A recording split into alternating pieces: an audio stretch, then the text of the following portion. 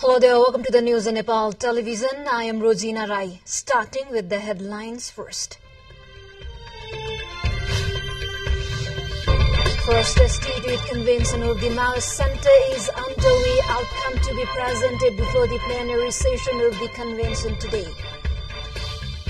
Basanta Panchami or Saraswati Puja being observed across the country today. Festival marks the combination of winter and the arrival of spring. Indonesia heads to national election today. More than 200 million voters casting ballots to elect a new president. And Nepal is playing against Kuwait in the quarterfinals of ACC Women's Premier Cup today.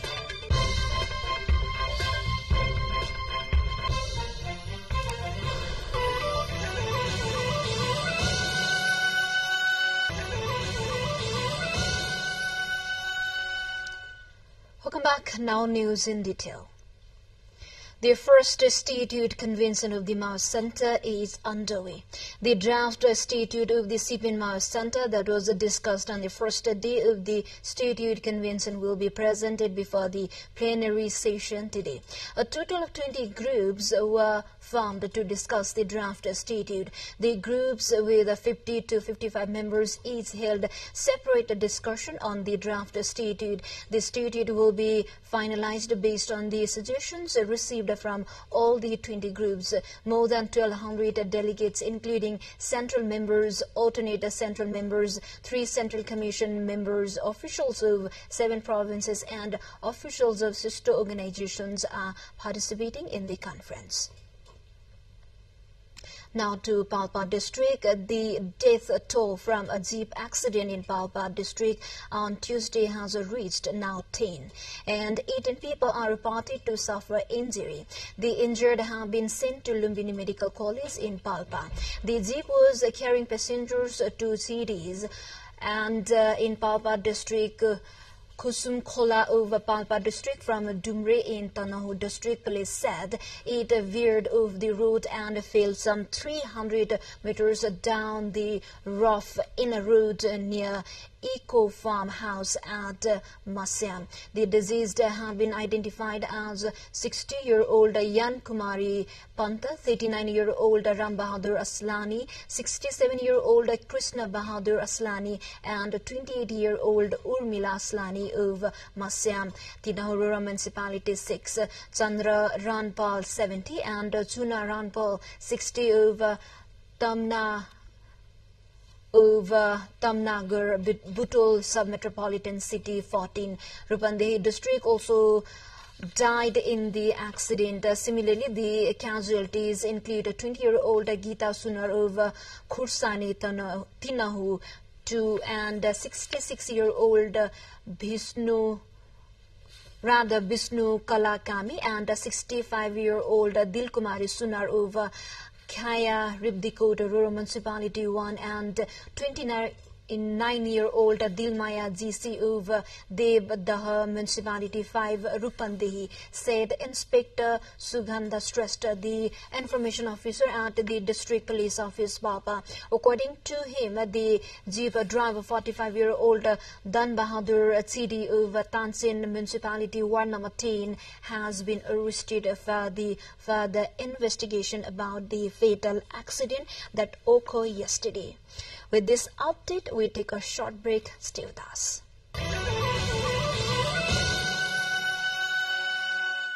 Welcome back. You're watching Nepal Television News. Now we have remaining national and international updates. Basanta Panchami is being celebrated all over the country today. This day is dedicated to Hindu goddess Saraswati, who is believed to confer knowledge, music and arts. Basanta Panchami or Saraswati Puja is an important Hindu festival that marks the combination of winter and the arrival of spring. On this day, writers, artists, journalists, teachers and students worship their tools, pen, paper, pencil and musical instruments as Ganesh Saraswati. There is also belief that you will be blessed if you begin your learning after worshipping Saraswati. The day is also regarded as auspicious for social and religious functions like marriage, Bratamanda, Gufa and Bel Vivaha. Popular belief has it that Ganesh Saraswati was born on this day. Another legend says that she had blessed the legendary poet Kalidasa with culture and a lot of intelligence, thereby prompting other devotees to revere her, so she would bestow gift of knowledge and wisdom upon them too. Hence, as per Hindu faith, it is considered auspicious to start education for children and to pierce their nose and ears. Devotees, especially students, throng the temples of Ganesh Saraswati since early morning today. Now we have a weather update for this day. The westerly wind has its partial influence in Nepal at present, and due to this, the weather is partly to generally cloudy across the country. The Met Division has said that it will be partly to generally cloudy in the Kosi, Madhya, Bagmati, Gandaki, Lumbini and Karnali provinces, while remaining partially to mainly fair in the Sudupasim province in the afternoon today. There are chances of a light rain at one or two places of Kosi, Madhya, Bagmati, Gandaki, Lumbini, Karnali provinces, and of a light snowfall at a few places of the high hilly and mountainous region of the country.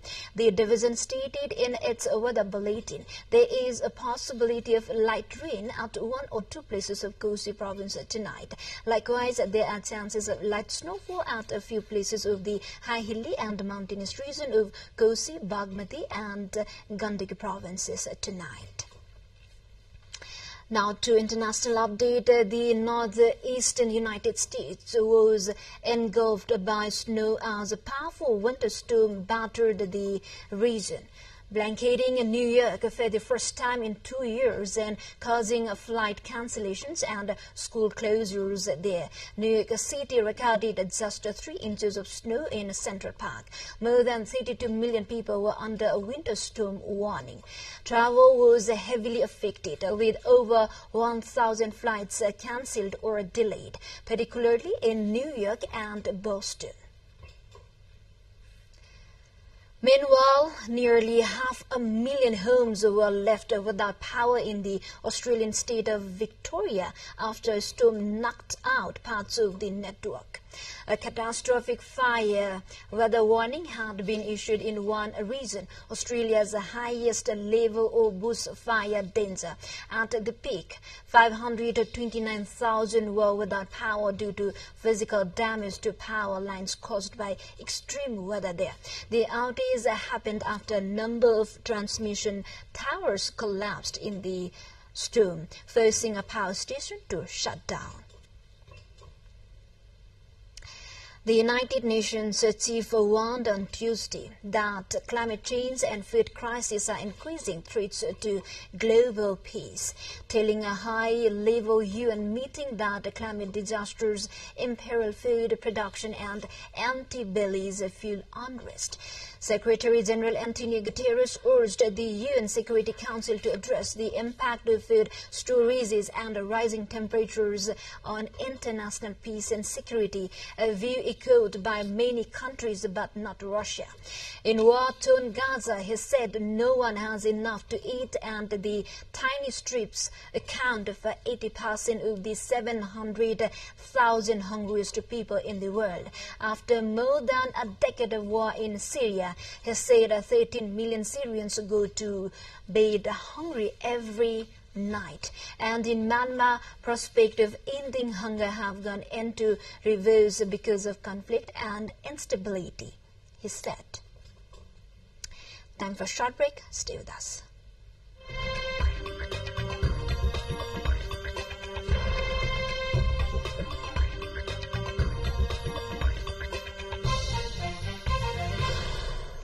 Thank you for staying with us. Now we have remaining international update. Polls have now opened in the west of Indonesia, including in Jakarta. More than 204 million of Indonesia's 270 million people are registered to vote on Wednesday, and they will choose not only a new president and vice president, but also parliamentary and local representatives. The election will see voters choose their president, vice president, and representatives in the legislature. The current frontrunner is former Defense Minister Prabowo Subianto, a retired general with the bloody human rights record. Ganjar Pranowo, whose party supported outgoing President Widodo's two previous campaigns, and Anies Baswedan are also in the running. An official quick count results are expected to come within hours, and if no one secures a simple majority, a runoff vote will be held in June. Now to Pakistan. In the aftermath of the 2024 national election of Pakistan, the two major political players, the Nawaz Sharif-led Pakistan Muslim League Nawaz PMLN and the Bilawal Bhutto Zardari-led Pakistan People's Party PPP, have announced a coalition to collectively govern the nation. Despite securing the most seats as independent candidates, Imran Khan's Pakistan Tehreek-e-Insaf PTI falls short of a majority, prompting the PMLN and PPP to collaborate for a shot at affirming the government.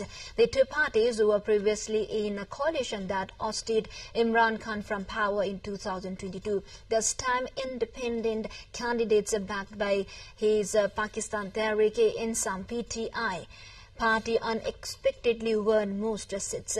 The results in the which independents backed by the PTI took 93 out of 266 directly elected seats had left voters uncertain about which parties would form the next government.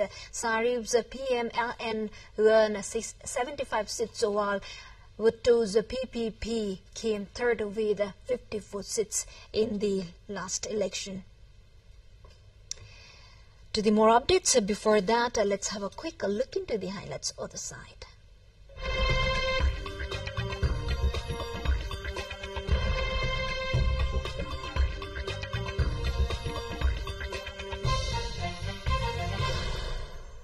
Nepal is playing quarter-final match against Kuwait today on the ACC Women Premier League tournament.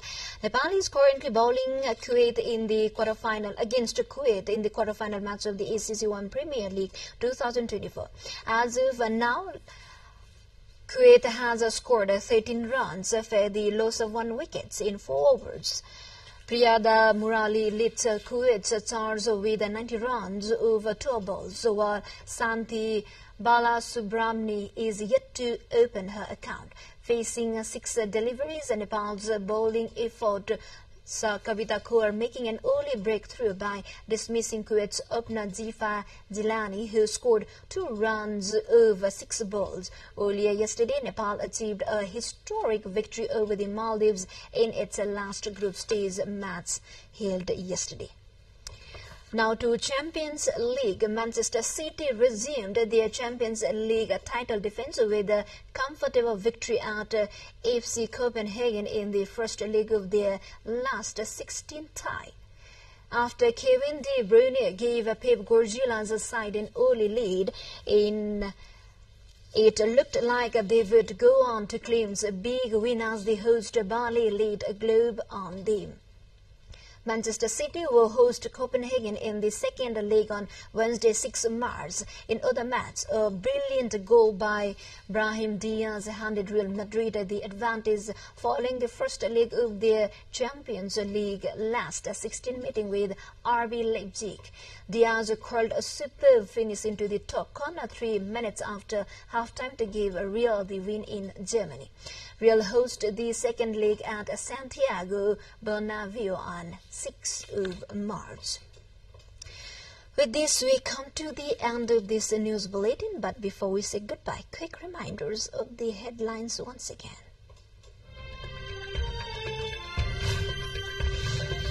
The first State Youth Convention of the Malice Center is underway. Outcome to be presented before the plenary session of the convention today.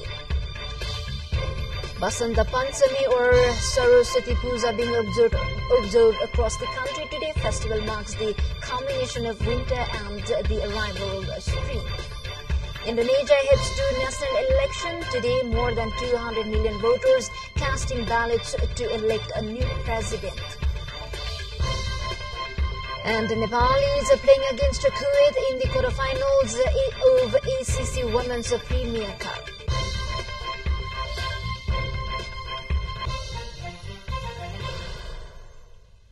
Well, this is all we have for this moment. Until our next bulletin, keep watching Nepal television. Have a good day ahead.